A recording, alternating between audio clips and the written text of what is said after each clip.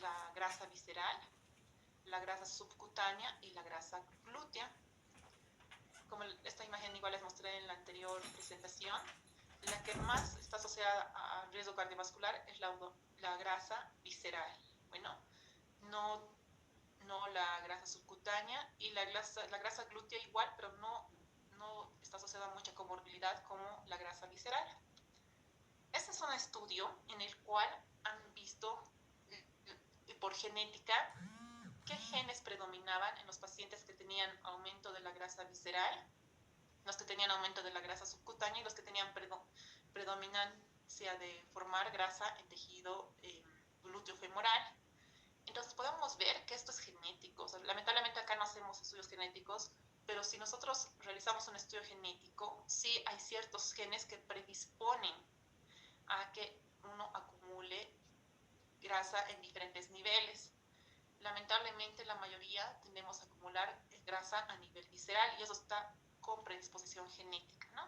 Pueden ver ustedes también alguna vez en consulta, por lo general mujeres que tienen acumular grasa a nivel glúteo femoral. Entonces, la visceral es más común en hombres, está asociado con alto riesgo de diabetes y enfermedad cardiovascular. La subcutánea es más común en mujeres, no modifica el riesgo de complicaciones metabólicas. Y la glútea es más común en mujeres, es de difícil tratamiento porque si bajan, de este tipo de personas es difícil bajarles la parte glútea femoral, pero algo bueno que tienen los que tienen en forma de pera es que no disminuye el riesgo de complicaciones metabólicas, y eso es por genética. Bueno, los tienen menos riesgo de tener complicaciones asociadas a la obesidad.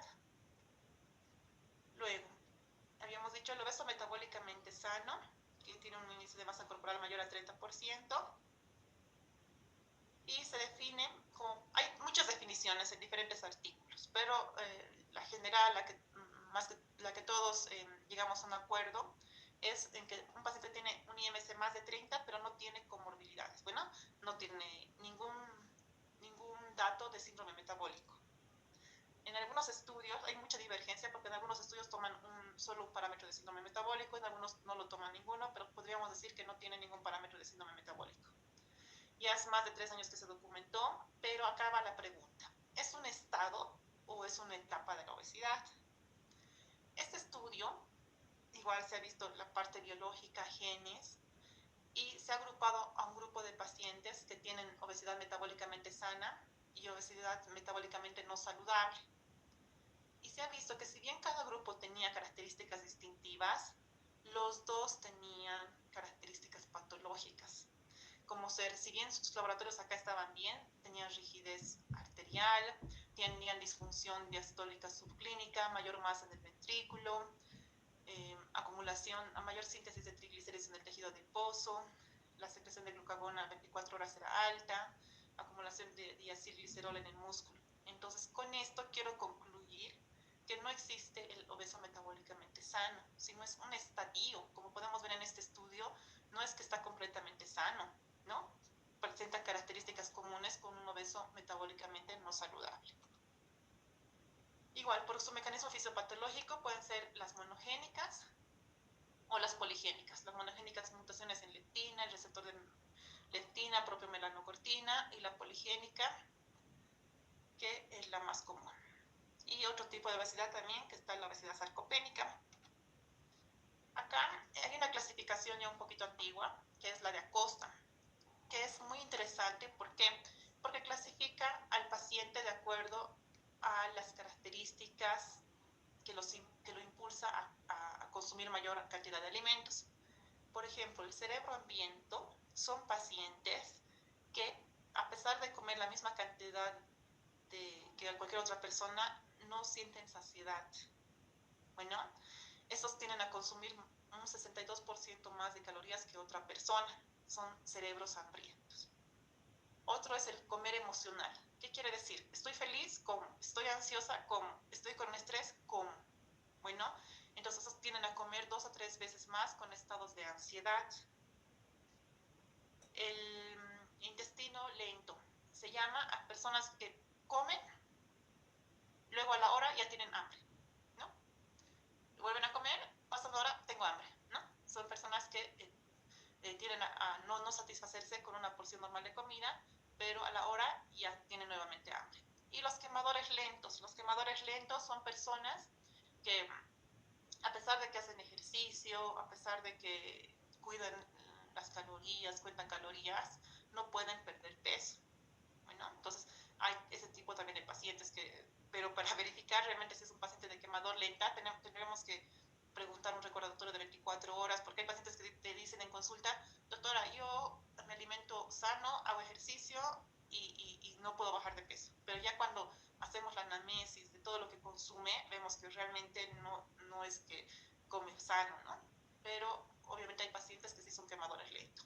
Entonces, esta propuesta de Acosta fue para clasificar cada tipo de fisiopatología de la obesidad y para enfocarnos con el tratamiento, ¿no? Los cerebros hambrientos, feterminato piramato, hambre emocional, naltrexona bupropion, intestino hambriento, liraglutide y quemador lento, fetermina. Pero sin embargo, se ha visto que muchos pacientes tenían uno, dos o más de dos, ¿no? No solo se enfocaban en un comer emocional, también tenían un cerebro hambriento. Es por eso que si bien nos ayuda esta clasificación, no todos los pacientes se los puede clasificar solo en un estadio. ¿Qué nos lleva a la obesidad? Los alimentos y bebidas hipercalóricas. Esto en países socioeconómicos bajos, sí vemos que los alimentos sanos es más caro, ¿no? Por ejemplo, si todos los que han ido por la UNSA quieren buscar un alimento saludable, no, es hamburguesas, pollos, salchipapa, ¿no? Y si nosotros queremos buscar una ensalada, nos cuesta 2 o 3 veces más caro que una comida rápida. Hay menor costo, hay mayor disponibilidad. Yo les doy el ejemplo a mis pacientes frente al consultorio, ustedes van a ver pues 10 lugares con comida rápida y si tienen que ir a buscar un alimento saludable, tienen que caminar y es más el costo, ¿no? Reducción de la actividad física en el trabajo, ahora también en el COVID han aumentado mucho de peso, mucho, la mayoría ha aumentado, algunos han bajado, pero la mayoría aumentó porque no salía de casa, no iba a la movilidad, todo era en domicilio. Entonces, vamos a hablar un poquito de la regulación fisiológica del equilibrio energético. El centro para manejar el consumo de energía está en el hipotálamo. Bueno, el hipotálamo está en el cerebro y es un órgano importante para lograr un equilibrio de gasto energético y para una regulación hormonal. Por ejemplo, la leptina, que es la selectina, secretada en el tejido adiposo. Bueno, el páncreas, recordemos que secreta la insulina, las células beta, ¿no? Entonces, la leptina informa al hipotálamo por señales sobre las reservas de grasa, ¿no? Informa sobre las reservas de grasa y cuando hay suficiente grasa, reduce el apetito. Igual, la insulina regula el equilibrio, en mayor instancia la leptina y en menor instancia la insulina, regula el equilibrio energético y actúa sobre el hipotálamo para influir en el apetito. Luego existen otras hormonas, como ser la grelina, que se secreta en ayuno por el estómago. Esta induce el apetito. Entonces, si estoy en ayuno, me levanto, no como nada, se secreta grelina, induce el apetito. Existen otras hormonas, como ser la GLP-1, que esta se secreta en el intestino delgado, y la colecistoquinina, que ayudan a la saciedad. Igual, otros, el péptido YY y la oxintomodulina, que se sintetiza en el intestino grueso y nos ayuda a sentirnos llenos, igual induce a la saciedad. Bueno, en esta imagen, he puesto varias imágenes para que podamos entender esto, lo que es la fisiopatología de la obesidad. Entonces, la leptina informa, con el tejido adiposo, aquí dijimos, el tejido adiposo secreta leptina, ¿ya? Quiero que aprendan en imágenes para que, es bien difícil aprender de memoria, ¿no? Entonces, no se olviden esta imagen. El tejido adiposo secreta leptina, ¿no? Entonces, el tejido adiposo secreta leptina sobre las reservas de grasa y cuando hay suficiente grasa en el cuerpo, reduce el apetito. Pero cuando hay una resistencia, una deficiencia de leptina o una alteración en los receptores, hay una reducción de la leptina que promueve el consumo de alimentos y la recuperación de peso tras dietas. Bueno, algo importante también que quiero, antes de que se me olvide, el cuerpo siempre tiende a volver a su estado basal, bueno, a mantener un peso. Eso es algo importante saber. Es por eso que hay muchos subes y bajas, ¿no? Como yo dicen, he bajado 3 kilos y se secreta se desregulan las hormonas y hace que uno tenga mayor apetito y tiende siempre a volver al estado que ha iniciado, ¿no? O sea, a volver a recuperar los 3 kilos. Acá podemos ver en esta imagen, igualmente, vamos a repetir para que memoricemos, ¿listo? Igual el tejido graso secreta insulina y leptina, ¿no? Por el tejido adiposo, y esas hormonas tienen un efecto catabólico, ¿ya? Disminuyen el consumo de alimentos y aumentan la energía, ¿listo? Pero existen otras hormonas, como es la grelina, que tiene un efecto anabólico, que hace aumente el apetito. Bueno, ¿y qué pasa cuando hay una pérdida de peso? Evoca disminuciones proporcionales en los niveles de hormonas catabólicas. Bueno, ¿qué quiere decir? Insulina, leptina. Y un aumento de la grelina. Estos flujos van a provocar alteraciones correspondientes en los neuropéptidos y neurotransmisores catabólicos y anabólicos en los centros cerebrales que están encargados de una homeostasis energética. Esta imagen, que lo van a ver en el libro de Harrison, podemos ver que el centro del apetito está en el hipotálamo. En el núcleo arqueado se encuentran unas neuronas, la propiomelaanocortina, bueno, por estas sus siglas, POMSC. La propiomelaanocortina se va a secretar en respuesta a la leptina.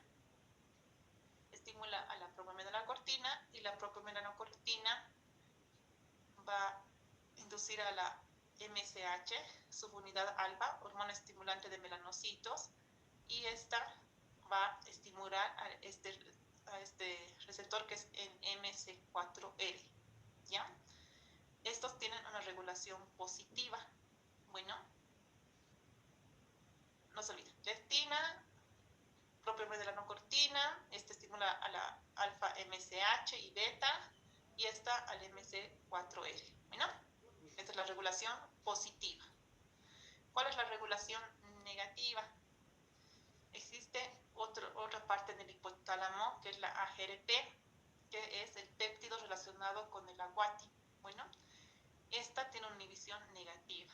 Esta va a estimular también a nivel del hipotálamo y esta inhibe a esta MC4R. Entonces tiene una acción inhibitoria, ¿no? La acción positiva, ¿qué hace? Hace que haya un consumo reducido de alimentos y mayor gasto de energía, la regulación positiva. Y la regulación negativa, lo contrario. Bueno, es por eso que cuando hay defectos genéticos, y esto yo estoy diciendo que si cuando esto se estimula hay un consumo reducido de alimentos, si hay un defecto genético acá, en este MC4R, entonces no va a reducir mi consumo de alimentos. Entonces, en consecuencia, ¿qué va a haber? Hiperfagia, que quiere decir aumento del apetito y aumento de peso. ¿Y cuál es el efecto de la leptina? Suprime el consumo de alimentos, en resumen, ¿no? Suprime el consumo de alimentos, estimula a las neuronas propiomelaanocortina, y, algo importante, inhibe a estas hormonas. Bueno, que lo vamos a ver en esta imagen. En esta imagen podemos ver un poco más bonito. Igual, entonces, la leptina en mayor medida y en menor medida la insulina, ¿no? Viaja a lo que es el hipotálamo, más específicamente el núcleo arcuato, y estimulan a la propiomelaanocortina. Y también a este CART, que es un péptido de transcripción estimulado por cocaína y anfetamina. Bueno, entonces esos dos, es por eso que los pacientes que consumen sustancias como cocaína y otras sustancias, es por eso que bajan de peso. Bueno, entonces estimula a estos dos, esto va a estimular a la alfa MSH y esta va a enviar neuropéptidos para este MC4R. Bueno, y de esta manera se produce la disminución del consumo de comida. Ahora, por otra parte, la grelina, que hemos dicho que se secreta en el estómago, va a estimular a la AGRP y el neuropéptido Y. ¿Y este qué va a hacer? Que aumente el consumo de apetito. ¿No? ¿Y qué hace? Inhibe a esta alfa MSH para que no se active esta vía, ¿no? Entonces, esta se activa y inhibe a esta. Y cuando esta verde se activa, inhibe a esta, ¿no? Es por eso estas imágenes. Entonces, una si esta se estimula, tiene que inhibir esta para que no estén las dos estimulando, ¿no?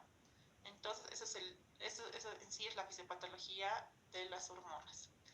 Acá ya lo vamos a hacer un poquito para que podamos aprender cuáles son las anorexigénicas y las orexigénicas, ¿no? Anorexigénica, ¿qué significa? las personas anoréxicas, ¿cómo son? Delgadas, ¿no? Delgadas. Entonces, ¿cuáles son las anorexigénicas? La propiomelanocortina, la principal, existe la oxitomodulina, la colecistoquinina, la GLP-1, la milina, bueno, pero la principal, para que recuerden, por señal de la propiomelanocortina, bueno, que estimula la alfa-MSH y el MS4R. Las hormonas orexigénicas, ¿no? Entonces, ¿cuáles eran? El neuropéptido Y, la GRP, las principales, bueno, hay la grelina, ¿no? Esa que no hay que olvidarnos. Entonces, estas estimulan al neuropéptido Y de esta manera se produce un balance energético. Si esta señal se estimula, va a inhibir a lo que es la propia melanocortina, ¿no? Si esta se estimula, ¿qué va a hacer? Va a inhibir a esta vía, ¿no? Entonces, de esta manera se logra un equilibrio energético, y esto es lo que es la fisiopatología de lo que es la obesidad. Recuerden esta imagen, para que no se olviden, esta imagen lo estoy volviendo a poner para que se acuerden lo que hace la GLP-1 y la HIP, que son las incretinas. Bueno, dijimos, uno ingiere alimentos y se liberan las incretinas. Esos puntitos rojos son las incretinas, que son el GLP-1 y el HIP. ¿No? Que aquí también vamos a, cuando hablemos de tratamiento, que usamos los análogos del receptor de GLP-1, ¿no? Estos efectos de incretinas en las células beta aumentan la secreción de insulina, en las células alfa disminuyen la secreción de glucagón, y lo que hacen es en el músculo incrementan la captura de glucosa y en el hígado disminuye la producción hepática de glucosa, y logrando una homeostasis de la glucosa. Y habíamos dicho que hay enzimas que lo degradan rápidamente, ¿no? Este GLP-1, que son los inhibidores de DPP4, ¿no? Las enzimas de DPP4, dipeptidilpeptidasa 4. Entonces, acá vemos en el tejido adiposo se acumula más tejido adiposo cuando uno tiene obesidad. Esto hace que se desnivelen los depósitos de energía. El hígado puede almacenar pueden almacenar grasas hasta 100 gramos, y el músculo hasta 300 gramos. Si sobrepasa esto, ya se van a ir a los otros órganos. Entonces, si sobrepasa los depósitos de energía del tejido adiposo, se van a empezar a formar triglicéridos, que esa es la principal reserva energética, y esto va a estar presente en el tejido adiposo. Entonces, existen de las células del tejido adiposo, como podemos ver acá en esta imagen, existen células adaptadas y células no adaptadas. Las células adaptadas están diseñadas para almacenar grasa de forma segura, y las células no adaptadas están forzadas a almacenar grasa, pero pueden traer consecuencias en la salud. Como podemos ver acá. En esta imagen, en la de acá arriba, podemos ver cómo cuando hay un aumento de tejido adiposo, pero de manera saludable, de manera lenta, aumentan los adipocitos, el tejido adiposo recluta más adipocitos, y como recluta más adipocitos hay angiogénesis. ¿Qué quiere decir? Formación de vasos sanguíneos para que puedan tener oxígeno los adipocitos, y se expanden de manera saludable, con mayor irrigación, y tiene una expansión limitada como un mecanismo regulador, ¿no?